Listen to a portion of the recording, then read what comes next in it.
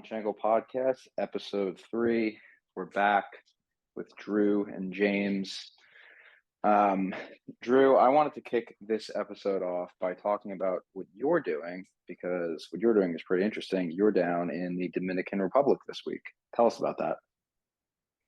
Yeah, so I'm down here in the DR. I think I mentioned on the last podcast that I head down to the Dominican Republic as part of my job, working for a baseball team. So I work for the Tampa Bay Rays, and we have this academy down in Santo Domingo, Dominican Republic. And so I'm just down here right now checking in with some of the athletes that I was working with up in Florida at our rookie ball complex, as well as some of the other players that I've been working with throughout the year down at the academy. This will be my third trip down here. So starting to get a little bit more comfortable kind of coming down here and speaking the language and knowing the culture. So yeah, should be down here till Friday. So a little 5-day trip. Awesome. Yeah. No, I don't know anything about the DR. I've never been to the DR. I haven't even spent much time out of the country. Is it a big adjustment when you go down there?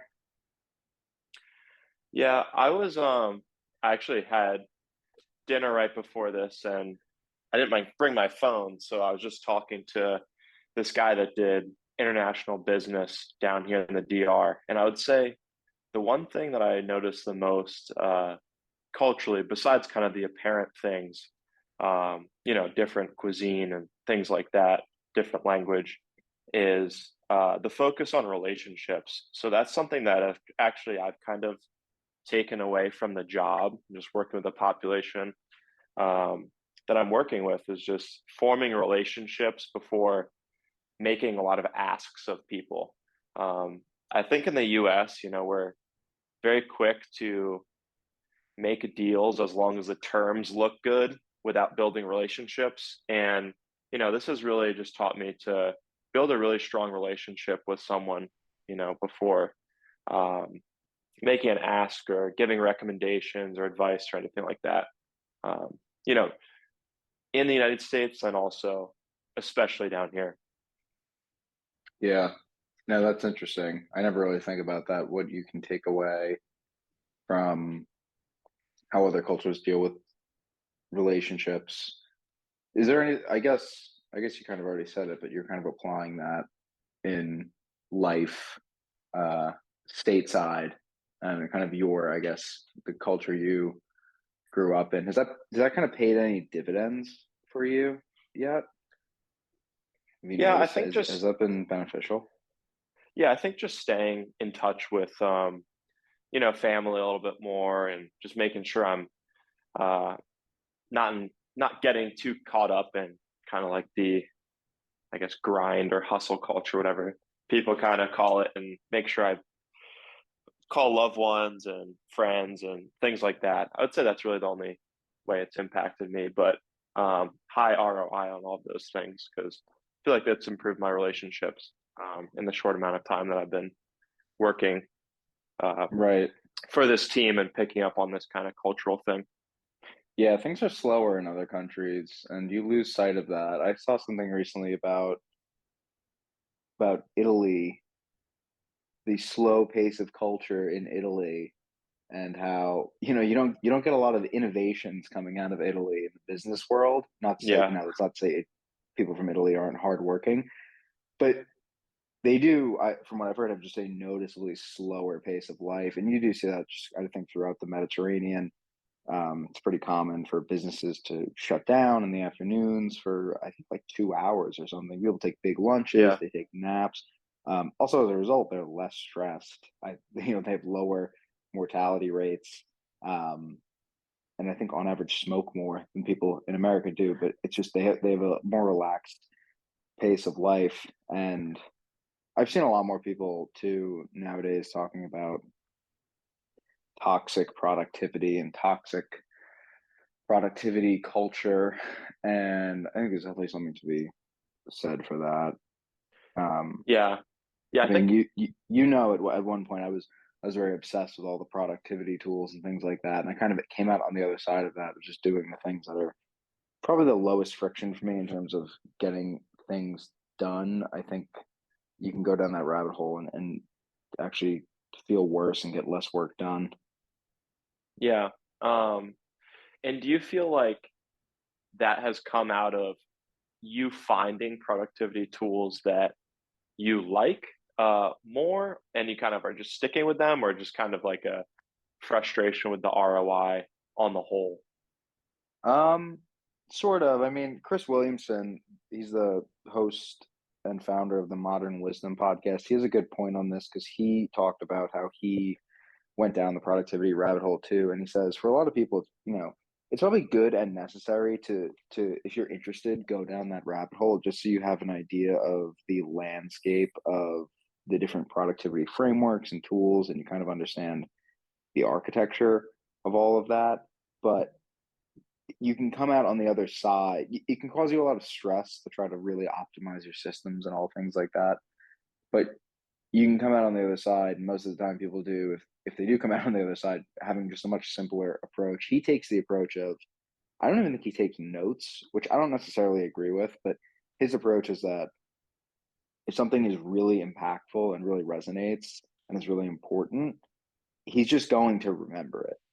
Like Yeah. there's just no way he's going to forget it. So he just sticks to kind of that heuristic and allows the things of the most resonance to just bubble to the top, and they tend to stay there, and that works for him. And I find that probably works for me. I try to take more notes, especially in a work setting. I try to document a lot of the conversations that I have with people, which I find to be helpful. And maybe we can talk about that today or some other time. But in terms of just personal life productivity, I don't worry about it too much anymore. I read almost everything on Kindle, so all the highlights and all the notes I take on books just syncs to the cloud, so it's just not something I have to worry about. And I also find it's actually not something I go back to that often. So it's anything that I remember or use in my day to day.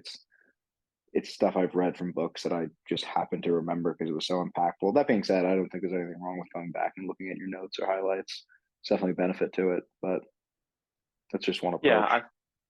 I think the thing with a lot of these, productivity hacks and ways to whatever 2x your attention from reading and whatever is it really just depends on the task, right? Like if you're just reading, a novel for fun, and you're just like trying to have the best note taking system to retain as much as possible, it's like I just don't think that's the best way to live your life. I mean, that's great for some people, but if you think about like flow, like Mihai Csikszentmihalyi's work, I don't want to butcher this too much by getting out of my lane, but um, I think what he says is the task needs to be self-reinforcing, and you're kind of doing the task for the sake of doing it, right? I think if you're focused on trying to do things the best way possible every single time, instead of just like, hey, I have this book and I want to have like this enjoyable experience just reading it, I think it almost takes you away from doing it for the purpose or the sake of doing it. What do you kind of think about that?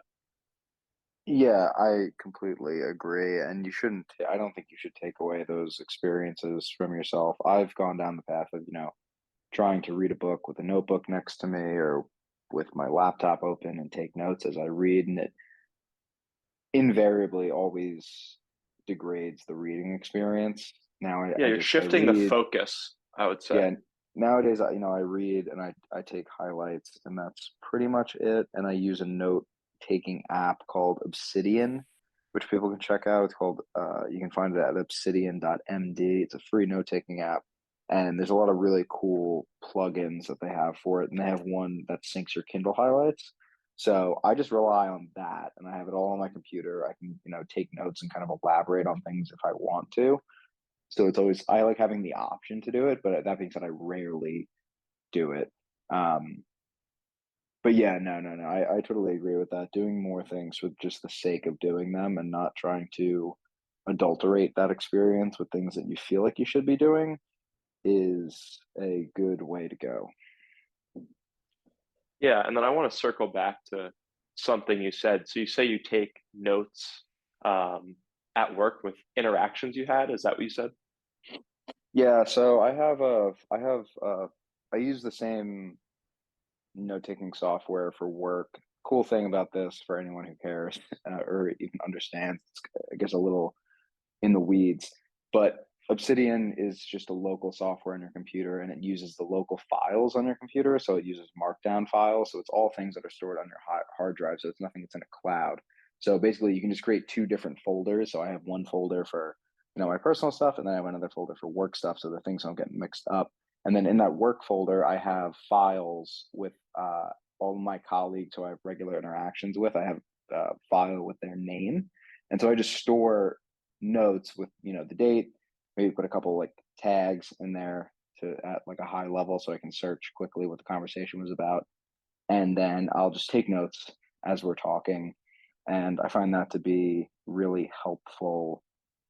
um just in case you ever have to confirm something with somebody, or go back, or you forget what happened um, in the conversation. There was a crucial piece of information that you could take away. I've learned this is something that from podcasts and some other people I work with who are successful. This is something they do, so it's something I try to emulate. Yeah, what kind of benefits have you seen from doing that? And also, my second question would be, how granular do you get with the notes? Like, are you putting in, their birthday to remember, or, their favorite, I don't know. It might get borderline creepy at some point, but like favorite Netflix show, like, I don't know. How granular do you get with it? Or is it more just general conversations? Sometimes, if I'm having a conversation for the first time with somebody and it's just to get to know you, I will make a few notes about stuff like that. It doesn't hurt to Hmm. remember those things, especially with people who you're going to have an ongoing relationship with. It is definitely beneficial to remember those things and just be a human about things. Um, that being said, how granular do I get? I guess somewhat granular. I can almost type verbatim what people say. I'm pretty good at typing and can type pretty quickly. So, but I try to keep it high level. Um, but yeah, no, I'd say Yeah. I guess I get pretty granular. Yeah. I mean, to me, kind of working in nutrition, we use the electronic medical record. And I know you have some clinical experience as well, but it kind of sounds like you're almost creating a electronic medical record, where they're not your patients, but you're entering like critical data about them so that things don't slip through the cracks. So I think that's kind of an interesting way to think about it. Just like you'd enter in critical vital signs or um, medical history or things like that. You're kind of doing that with your coworkers and then maybe even clients as well. Yeah, and sometimes I won't take notes during the conversation, but I'll do an end of day review. So I also have a folder for that where I'll just type up anything that I remember from the day, and kind of, intersperse it with my own thoughts and feelings about the day, because it's nothing anybody's ever going to read. It's files on my personal computer. So it's not like uploading to some main database where everyone I work with or like my boss can see it. It's just for my own use. So I like doing that. It's kind of more of a way to actually journal about the day, but it is useful. I find it useful to set an intention to for next day of what I actually want to accomplish based on how that day went. That's another useful trick. Yeah. And do you journal outside of that?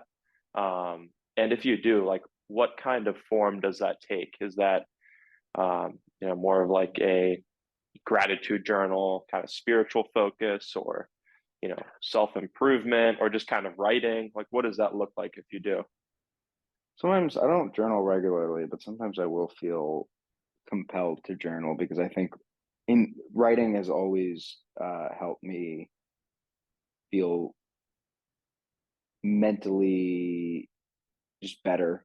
You can unload a lot of thoughts, and for me, I find that very therapeutic. So I will journal So I'll go through phases where I do it maybe, a few times a week or, every night, every morning, to not doing it for a while and then going back to it. So I kind of do it as needed. I've experimented. I've experimented with doing gratitude journals. I know there's so much science and anecdotes that bear out how good that is for you. I've never been able to get into it. It's not to say I'm an ungrateful person. I don't know what it is about it. I've just never been able to do gratitude journaling.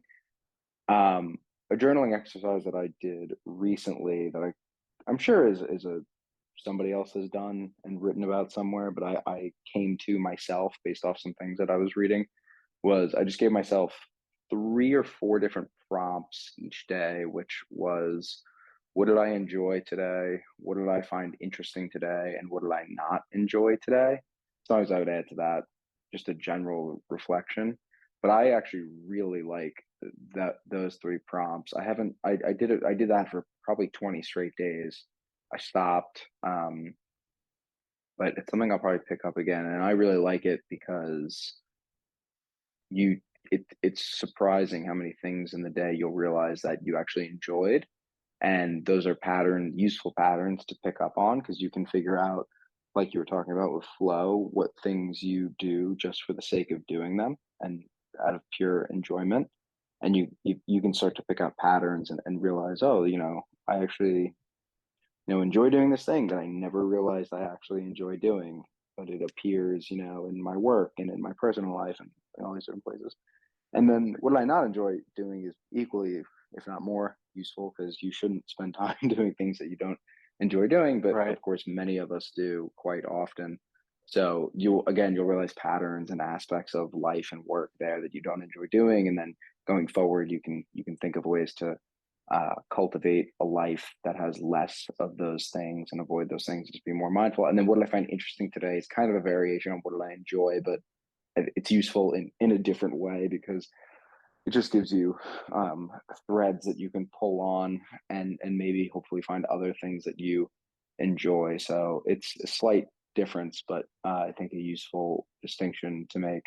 So those 3 I find to be really useful. Yeah, no, that sounds super interesting. And are there any activities or kind of tasks that you want to kind of share that you kind of overestimated or underestimated how much you enjoy doing them? And how has that kind of affected you? Have you, if you're sitting on the couch and it's like you don't like to do dishes or you don't like to straighten up the house, and you actually retrospectively realize, like, actually, I don't mind doing those as much as I think. You might be more likely to get up off the couch and go do them. Have you kind of had that experience with it as well, where it's actually led you to be um, more present or motivated to do the activity, or the inverse too? If it's something you didn't like. Yeah, I guess. I mean, it's been useful in that I mean, there are things I know that I enjoy, and things that I know that I don't enjoy, that, I do, um, and will reflect on. And then it's a nice reinforcement to say, yeah, okay, these are the things I really need in my life, and these are the things I really don't need in my life. And just every reminder of that, I think, is beneficial, because, for me, it's working out and reading are 2 things I really enjoy. And if I feel like I'm in a rut, it's, I'm probably not doing one of those things. I'm probably spending too much time on my phone, or I haven't gone to the gym in a couple days, things like this. Um, and it's just helpful to remind, like, those are things that give me a lot of energy. And conversely, things I don't like doing is spending too much time on my phone, and that feels like an energy drain. And so it's helpful to remind, at the end of the day, it's like to check in and with that, and understand that that was not something that I enjoyed doing. One of the weirder ones that I didn't expect was I had to. So I work in tech, and one of the things that I was doing one day is I was researching global privacy policy laws for the internet, which they differ depending on different regions of the world. So Europe has some of the strictest data privacy laws, and I, for some reason, really enjoyed researching all the different legal nooks and crannies of that. And I've done this with a few other things at work now. I'm not sure why I enjoy that, but I just did. So I don't know what that says about me exactly, but I think it's a useful piece of information to be aware of. Yeah, no, that's super interesting. I think you're just kind of sharpening that analytical tool, or I don't know. I don't know what kind of itch you're scratching with that, but sounds pretty interesting. I'm sure there's a lot of implications for that, especially in tech. Um, but recently, so we actually saw each other, I guess, Saturday, and I set that screen time limit on your phone. Have you noticed any benefits from doing that yet? And what has the kind of experience been with that? For Yeah, what, so if people don't know, it's literally like a parental control. So you can go onto your screen time instead of it just saying, your 15 minutes of Instagram's up, and you can just go and continue to use Instagram by just ignoring it. It's like a hard limit. So you can't continue to use it for the rest of the day. And you can set various limits on apps for those. And it's something for me personally that I found to be super helpful just in limiting things. I find that social media and using the phone is very low reward, but also a pretty low barrier to entry. So I find myself when I'm kind of at the end of my day, low on energy or discipline, kind of gravitating towards that myself. But um, yeah, what have you kind of noticed with that? yeah, so we can talk about that and then we should talk about what we did Saturday. But yeah, Yeah, sure. I've already found it massively helpful. So on my phone, we limited the screen time that I have on pretty much only on social apps. I don't really have other apps on my phone. I keep Netflix and YouTube and Hulu and all that off my phone, and I don't feel a compulsion to have it on my phone. It's never been a problem for me to have those things on my phone. Um, but the social apps were a big time drain for me, and the biggest difference that I've noticed, two big differences, is one, it totally changes your behavior with your phone. So for anybody who has a problem or feels like they have a problem with their relationship with their phone, I would highly recommend you do this. So having a lock, a lock on the apps after a certain amount of time spent, and for me, I think the limit is 15 minutes total for the day.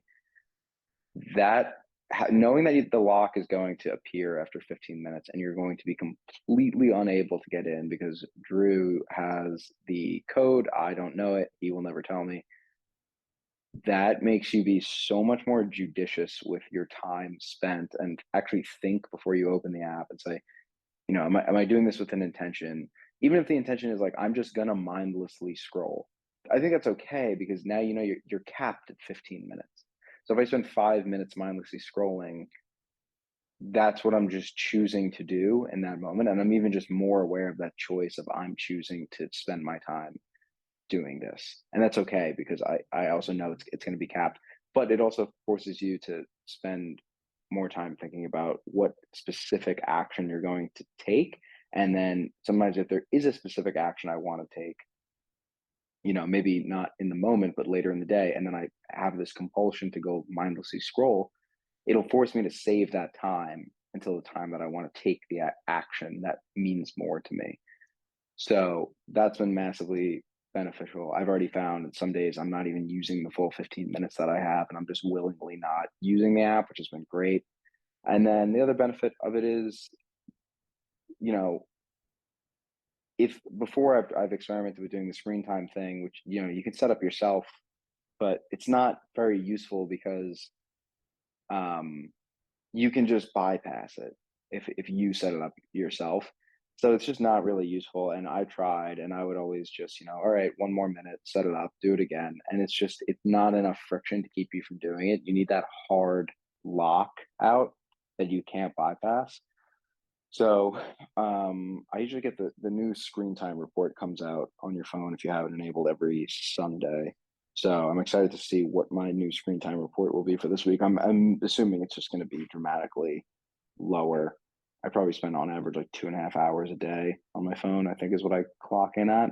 So I'm guessing that'll be down by about an hour after the end of this week. Yeah.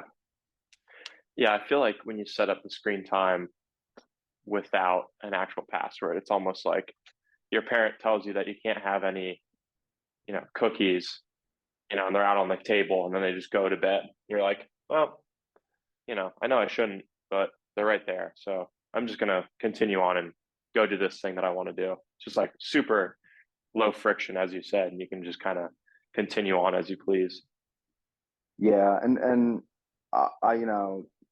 what's also interesting is like this doesn't stop you from going on Instagram or Twitter on your laptop, but I've just found for myself, I will look at those things still on my laptop, but it doesn't have the same pull as the phone does. I mean, there's just so much more friction to pulling out your laptop and going on these uh, services. Like, it's not something you can really do while you're, first of all, it's not something you can do when you're outside of you know, your where your desk is or where you keep your laptop, unless you want to travel around everywhere with your laptop. In that case, you have to get Wi-Fi.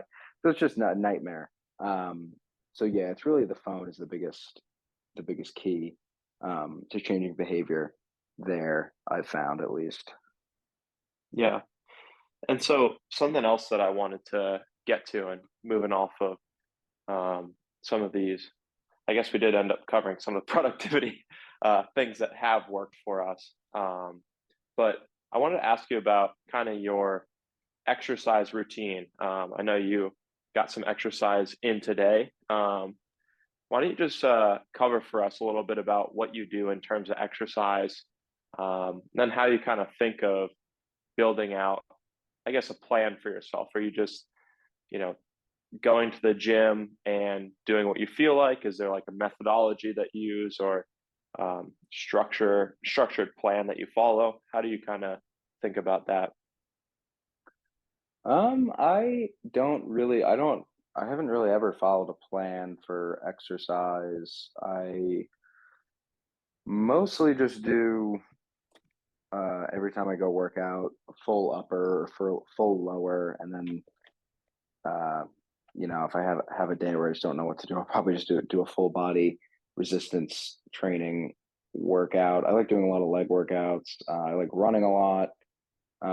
Sometimes I'll run and lift in the same day. So I just enjoy being active. So I probably do at least something like that, at least 5 days a week, if not six. The run is kind of my default thing that I'll go to if I don't feel like doing anything else. But yeah, I'm pretty unstructured in that way. But it's worked for me. Working out has just been a and thankfully too, because I realize this is not the easiest thing for people. It's been a habit I've never had to really cultivate or re-spark in myself. It's never something I've lost. So it's been a pretty easy thing to keep up for myself, which I'm happy about. But I know a routine can be uh, beneficial for a lot of people. I think we just scrapped that. Sorry. But I don't know. I don't know why I asked that question. We'll just cut this if you want. that's fine. Let's just talk about what we did Saturday. Yeah, sounds good.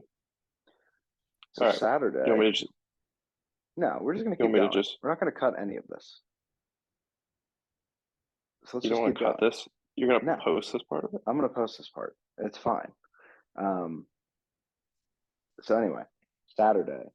Saturday we went to, for anyone listening who knows this podcast, there's a podcast called the All In Podcast, and it's hosted by Chamath Palihapitiya. I'm gonna butcher his name, Drew. You can correct me because you say his name better. David I Sachs, think it's Jason. like Paula Hapatia. Okay, yeah, David Sachs. What's Friedberg's first name? David? David Friedberg, yeah.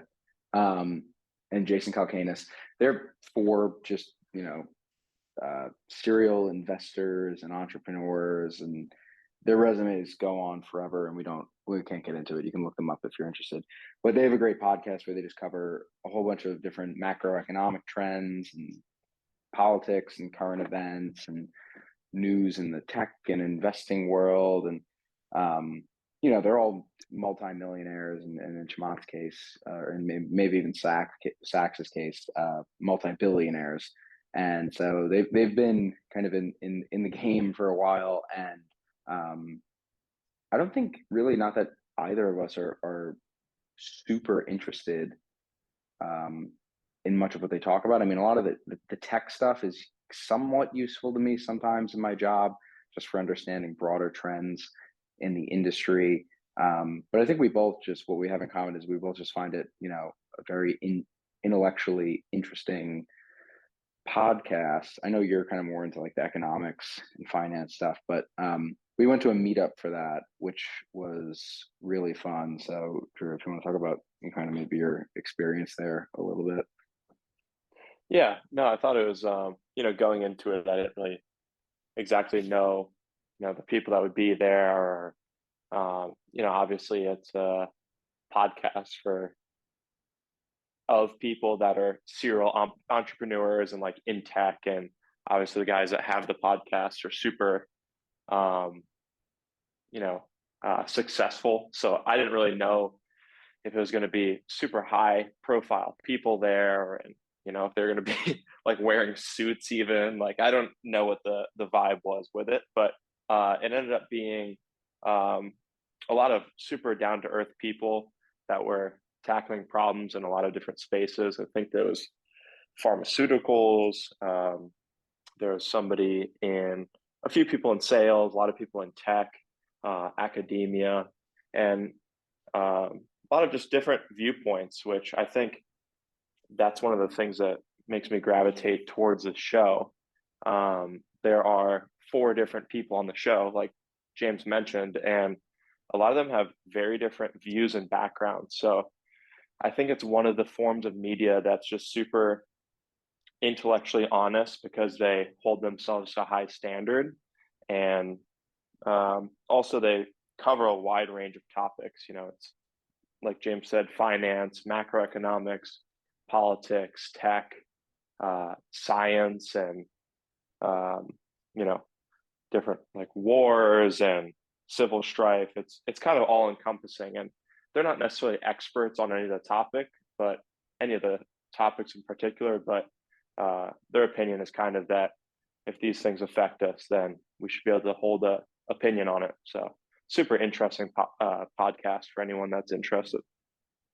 Yeah, no, for sure. And I just thought it was interesting that we went to the meetup. I think I've now gone to a few meetups for, now it's podcasts and kind of other things of people who have, we have interests from just internet content. I've been to newsletter meetups and meetups through people I've, met on Twitter, and just kind of the broader lesson here that I've been kind of telling to people is um, these meetups of uh, that get people together who center around this kind of one interest that in the case of a podcast or a newsletter, it's a very nuanced interest because it's something that involves multiple personalities and covers a broad range of topics and goes in depth on a lot of things. It's a great way to meet people and to network and to build some really high value relationships because you're going into it already knowing that you know these people have a massive intellectual interest that you share. So it takes a lot of the stress and trepidation out of quote unquote networking and kind of doing a cold network with people. So this is just something I've been thinking about recently and have been trying to do more of is these meetups around a shared interest with people because I think they're very powerful and uh, often overlooked or not even really known about by people. I think part of it is kind of like and even I felt this. It's kind of the stigma of meeting people off the internet. Like it's almost like it feels like you're going to Comic-Con or something. Not that there's anything wrong with that, but just like the stigma of you're meeting a bunch of internet friends. So it ends up being a lot more. Not that it has to be normal, but more normal than anticipated. You kind of share that same sentiment. Like, was there Yeah, trepidation in going? Yeah. Yeah, no, I mean, yeah, no, I think there's always going to be a little bit of a trepidation in going and meeting people you've never met before. But I think what's interesting about podcasts and newsletters is because it centers around a central personality or group of personalities. In the case of All In, the host of the podcast or author of the newsletter is they're they're the ones kind of organizing the meetup. Obviously, for All In, it's a massive podcast, so there were meetups all over the country in all different cities that had independent organizers. But at the end of the day, it's the people who run the newsletter or the podcast or even like the YouTube channel who are everyone feels like they have in common, and through a lot of the content they produce, you feel like you know that person or those that group of people who produce that content. And so it doesn't feel, it feels more familiar. It doesn't feel, it's not like just hopping on some forum and getting a random group of people together to meet up. It feels there's much more of a warmth to it, I think. Yeah, no, that definitely makes sense. And I think it's something that I would be definitely open to doing more of. I believe for people in the Philadelphia area, they're interested in doing more of these meetups in the future. So I think quarterly was the plan, right? Yeah, I think quarterly is the plan for that. But yeah, no, it's something for people to be aware of and to consider. So anyway, I think we're gonna wrap up here in a couple minutes. Is there anything else you wanted to touch on or bring up that maybe we can talk about next week? Yeah, I guess something I want to touch on is you learning Italian. So what has that uh, process been like, and what's kind of your rationale for learning it? Yeah, the quick rationale is I started a show on HBO that's in Italian, and I figured why, Got that why not inspiration. why not enjoy this more by learning some Italian? It hasn't really made me enjoy the show more. I watch it with subtitles anyway, but I do like the show itself. It's called My Brilliant Friend, if anybody's interested. But no, I mean I've always wanted to learn a second language. I've never really had much of a reason to. Italian, it's I guess it's cool. It's simple. Not simple, but like in terms of all the languages you could learn, I think it's probably one of the easier ones, especially for an English speaker. So, and I'm enjoying it. I've been doing Duolingo, and I've never really stuck with Duolingo for that long. I've played around with it in the past, but I'm pretty amazed by how well Duolingo gamifies the language learning process. So I've been pretty impressed with that, and I've been pretty hooked on doing it. So I've got a 2 week streak going. We'll see how long I keep it up for. But I don't know. It brings up an interesting prospect of maybe if I ever want to go take a month or two in Italy to like work remote, maybe I can put it to use that way. So kind of thinking about that maybe to keep myself motivated. Yeah, I would say that Duolingo's a pretty solid way to start, and this is a topic that I'm pretty passionate about.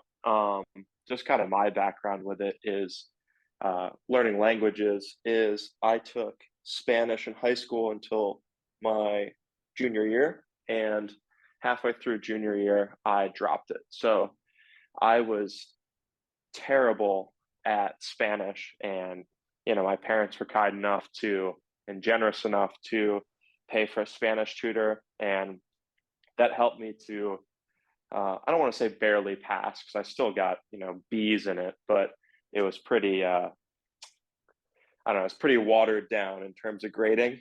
Um, and I never really accumulated any working proficiency with it. It was just kind of memorizing 50 words for a test and being able to just pass it or just get a B on it. So I ended up not really being good at Spanish at all. Had that perception that I just couldn't learn a language. And then um, about 2 years ago, I stumbled upon some of Tim Ferriss's stuff on learning languages. And he kind of questioned that notion that you can't learn languages and you just don't have a knack for it. He just blames the methods of learning for our poor rates of success here in the States. Um, and so what I did is I use an app sort of like Duolingo. And for anyone that's interested in learning the language, uh, like I said, Tim Ferriss has a lot of great YouTube videos on this. Um, And there's also Fluent Forever. I forget the guy's last name, but it's Gabriel something. And they're all about almost shortcutting the language by learning like the first 600 to 2000 most common words to start. So you learn like 600 words to start. And then after 600 words, you start to use more sentence structures and just familiarize yourself with the structures. And so you'll have those structures both in Spanish and then one in English. And there's an app for this called Fluent Forever, which is named after the book of this gentleman named Gabriel, whose last name I can't remember. And then from the beginning with this method, you are trying to speak Spanish or whatever language you're trying to learn.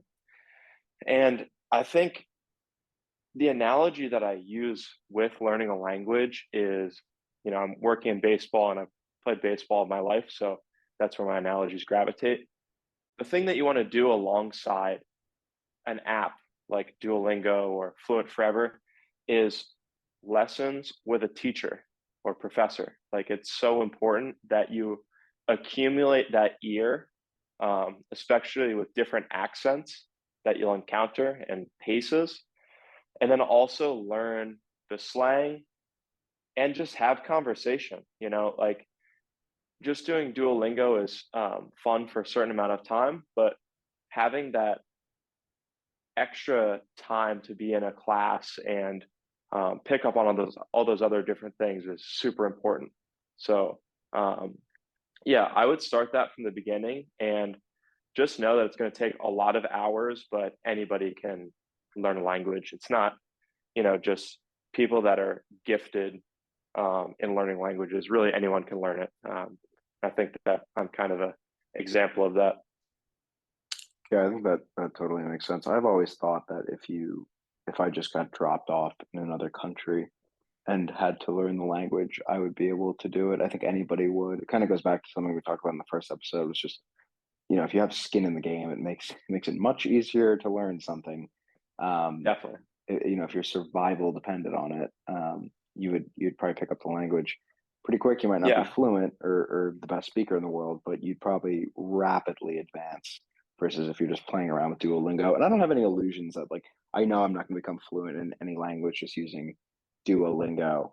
Um, and yeah, that is something I've thought of as getting on italki Yeah. for Italian or so what are you saying is that I should just try to start speaking as if I was fluent as quickly as possible?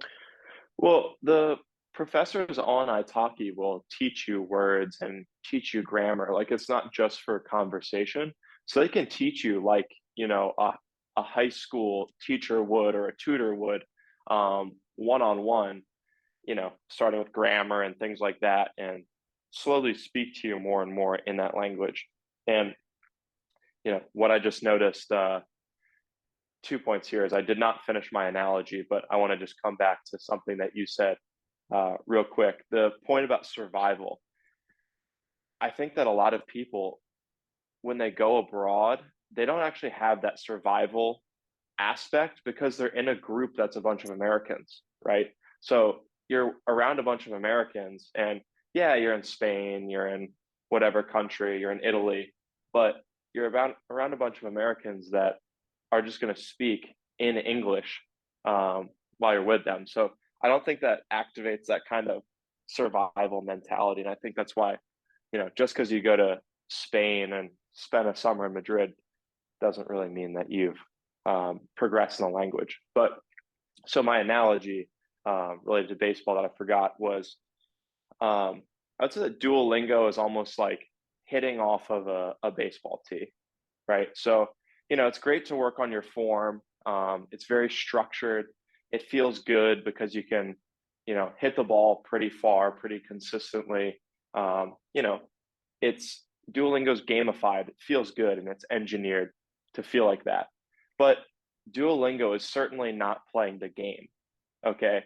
If you just do Duolingo and you go onto the streets of Santo Domingo, Dominican Republic, even after doing 10 years of Duolingo, you're going to get absolutely ripped apart. Okay, you're going 0 for 4 with 4 strikeouts. It's going to look really bad. So there's got to be kind of an accompanying method of training. It's not that you don't use the tee. It's just that maybe you do other forms of training, like hitting off a pitching machine. That's a little bit more game like. It's not fully like the game because you can still mess up and your teacher's, not going to laugh at you. I mean, maybe they'll laugh at you, but the stakes aren't as high because it's still practice, right? But just more advanced methods where you're failing more is going to foster more learning.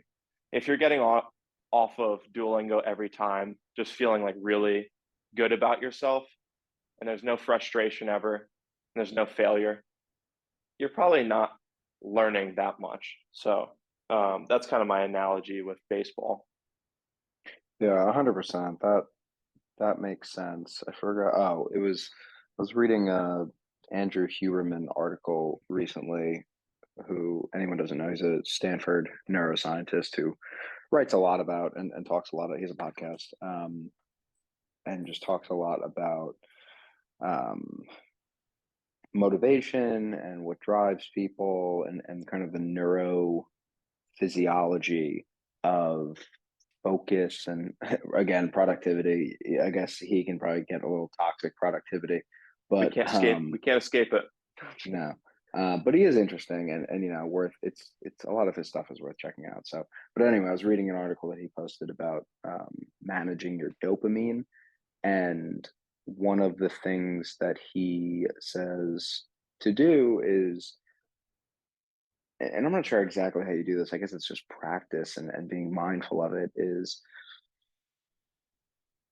associating the difficult process of learning something or accomplishing a task or pushing through a workout, and that the pain that comes with that and the resistance that comes with that, with uh, pleasure. It sounds psychosomatic and a little hard to believe, but I think it actually makes sense where you can kind of take like a meta level view of things and just say, like, if you can enough times, whether you're learning a language or taking a really difficult class or making, a career transition and you have to learn something new, during the process of doing that difficult thing, if you can enough times remind yourself that you're doing something good for yourself, I think that Yeah. is his point, is can actually, release dopamine. And what that actually does on, a neurophysical level is actually makes it easier to learn things. And you get joy from going through that difficult process of just kind of sucking at something. So I've been trying Yeah. to keep that in mind as I try to learn a language. And you're right, like, you have to put yourself in a position to be able to actually practice that. So you have to actually do something where you're going to fall on your face most of the time and just get comfortable with that. And yeah, Duolingo doesn't really provide that. It's a fun thing to do, if you're, you know, on the bus or on the train or, just kind of in like a waiting room somewhere. Um, Yeah. it's a game, but Right. and it's Exactly. useful And to there's a point, but Yeah, it's definitely useful. It's not completely game like. It doesn't fully represent what a conversation is with a native Spanish speaker, but it's useful. You know, not saying to hit off the tee anymore, but um, yeah, it's just you should just realize the limitations and the strengths of it. That's kind of the overall point with it. But yeah, I didn't know that about um, Huberman. That's a super interesting in how I think it's really just a reframing. I didn't know the aspects of dopamine, but it sounds like it's almost cognitive behavioral therapy in a way. Um, because all cognitive behavioral therapy really is just reframing experience and um, noticing like cognitive distortions. So, things like all or nothing thinking, overgeneralizing, or I think discounting the positives is one of them as well. you learn about these things when you're going through cognitive behavioral therapy, and it's just a way to reframe experience. One of the powerful examples of this that I heard on, I think it was Sam Harris's podcast with Laurie Santos, and she has a Yale course about the science of happiness. And the example that I think I heard this podcast like 2 or 3 years ago, and it's really stuck with me, is imagine you're climbing Mount Everest, right? I don't know how long that takes, but for most of that journey, or a lot of that journey, you're probably in a lot of pain. You're dealing with wind, you're dealing with freezing temperatures, um, air is getting thinner. It's a pretty hellish experience, right? She says, if you time sample every single second along that, the tough parts of that journey, it's like pretty brutal. But then when somebody goes back and reflects on that, it can be the biggest positive experiences of somebody's life. So that retrospective framing of it by adding that purpose completely changes the experience. Although when in the moment, it was a hellish experience. So yeah, I think the power of reframing should not be discounted in any way. But yeah, the things about Huberman are pretty interesting. So I'll have to look into that as well.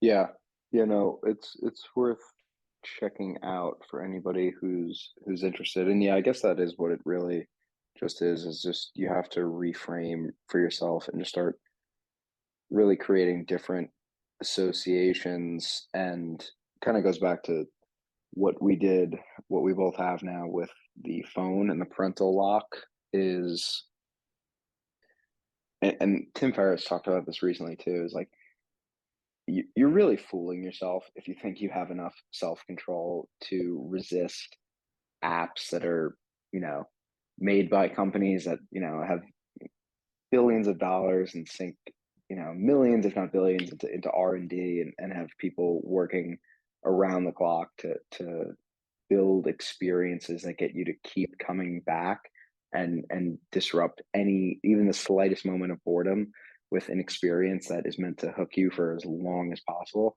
Again, whatever your kind of stance on mobile apps and social media and things are, I'm not taking like a good or evil stance. I'm just saying it's kind of the reality of things, is that's how those things are engineered. And whether that's good or bad, who knows? Um, and so yeah, you're probably not going to be able to combat those things. So you have to put systems in place to avoid that. And I think doing that is what allows you to have kind of the moments that Huberman is talking about, of just uninterrupted focus, where you can start to make those connections of like, okay, difficult thing, process of doing difficult thing leads to good outcome. Anticipation of good outcome makes me feel good while doing the difficult thing. And that's just not something you can do in like 5-minute blocks that keep getting interrupted by, your phone. Um, so those two kind of go hand in hand. You need long periods of time doing that, kind of, like a language. Like you're not going to pick up a new language by, I'll practice 5 minutes here, I'll go on my phone for 10 minutes, I'll practice 5 minutes here, I'll go on my phone for 15 minutes, I'll do 2 more minutes, then I'll go on my phone again. Like you'll never learn a language. You'll never learn anything that way. Right. So you see it in other things. Definitely. And yeah, I think a lot of this stuff is, especially the reframing. I think these are things that we could have whole podcasts on in the future. We could probably dive into it for a week or so, and then kind of present some of our findings to the audience. But I think this is a good spot to wrap for podcast number 3, right? Mm-hmm. Yeah. Yeah, podcast number 3. Like I said in the last podcast, we're going to hope to put these out weekly going forward. And hopefully, if anybody's listening, they can keep us accountable on that. Any other things that you want to add before we wrap, James? If anybody's listening, please, please leave a comment.